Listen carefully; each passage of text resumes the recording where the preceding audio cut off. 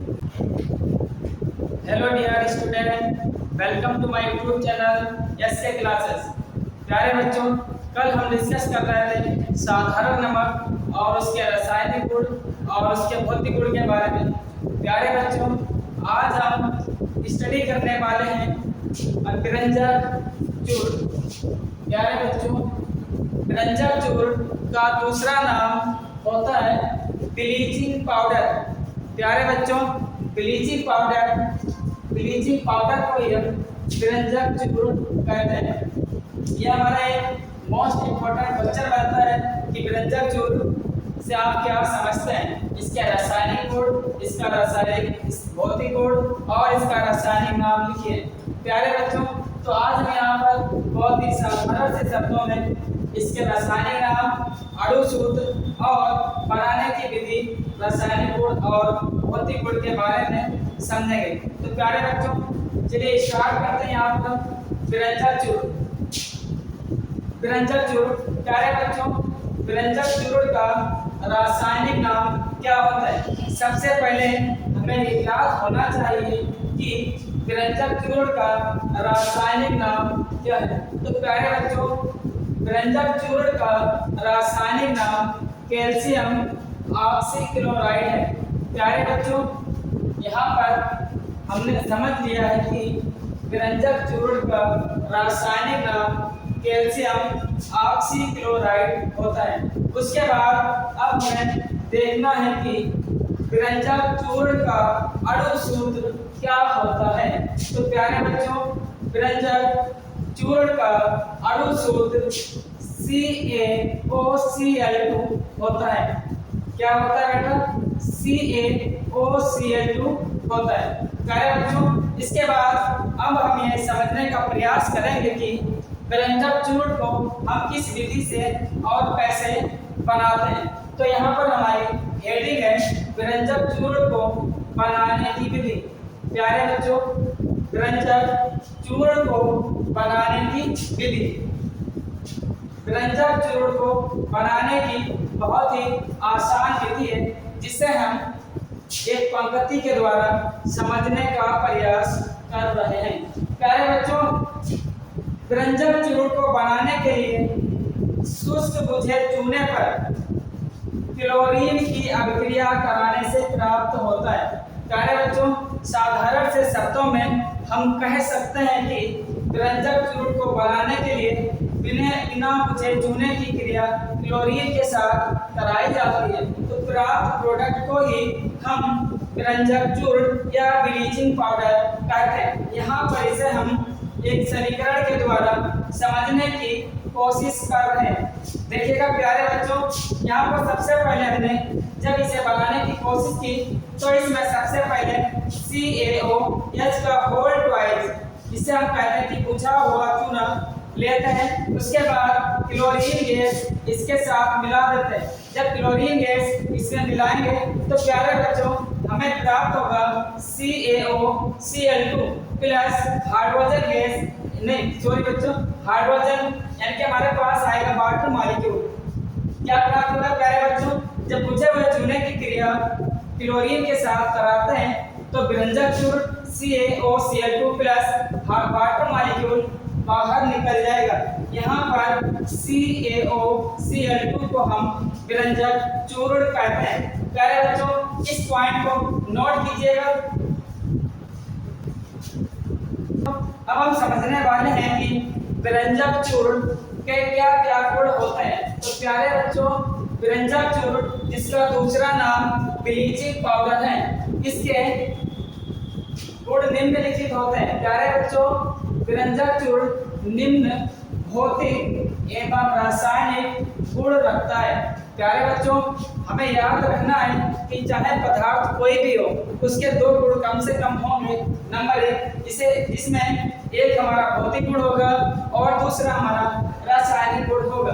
तो यहाँ पर हम सबसे पहले विरंजक चूर्ण के भौतिक गुणों पर डिस्कस करने वाले हैं, बातचीत करने वाले हैं। प्यारे बच्चों, भौतिक गुण विरंजक चूर्ण, प्यारे बच्चों, यह हल्के पीले रंग का होता है। कहने का तात्पर्य यह है कि व्यंजक चूर्ण का रंग हल्का पीला होता है, हल्का पीला होता है।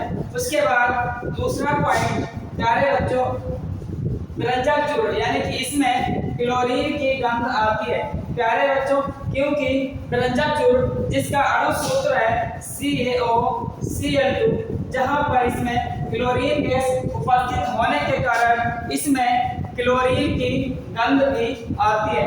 उसके बाद प्यारे बच्चों हमारे पास एक तीसरा पॉइंट है जहां पर लिखा है प्यारे बच्चों इसका जलीय विलयन दूधिया हो जाता है। जी हाँ प्यारे बच्चों, व्यंजक चूर्ण को जब जल में घोला जाता है तो इसका जलीय विलयन दूधिया हो जाता है।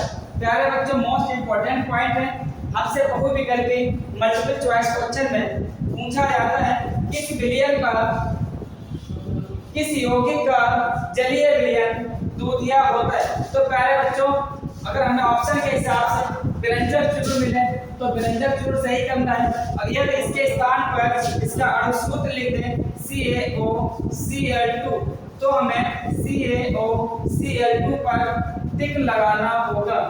प्यारे बच्चों अब हम समझने वाले हैं कि व्यंजक चूर्ण, और हम समझने वाले हैं कि व्यंजक चूर्ण के रासायनिक गुण क्या क्या है, इसके अंदर ये किसके साथ अभिक्रिया करता है और किसके साथ अभिक्रिया नहीं करता है, किसके साथ अभिक्रिया करता है तो किस रूप में परिवर्तित हो जाता है।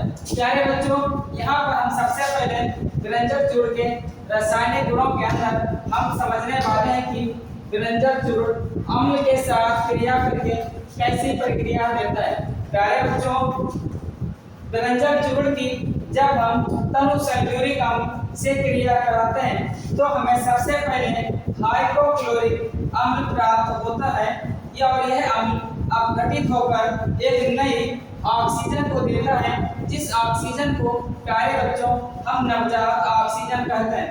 और आगे चल करके यह नवजात ऑक्सीजन वनस्पति के रंगीन पदार्थों का ऑक्सीकरण कर देती है, और यह पदार्थ ऑक्सीकरण के बाद रंगहीन हो जाता है या रंग से हीन पदार्थों के रूप में परिवर्तित हो जाता है। प्यारे बच्चों यहाँ पर हम समझने वाले हैं कि व्यंजक चूर्ण की जब हम अम्ल के साथ क्रिया कराते हैं तो क्या होता है। प्यारे बच्चों इसे हम निम्न परिभाषा के अनुसार समझने की कोशिश करते हैं।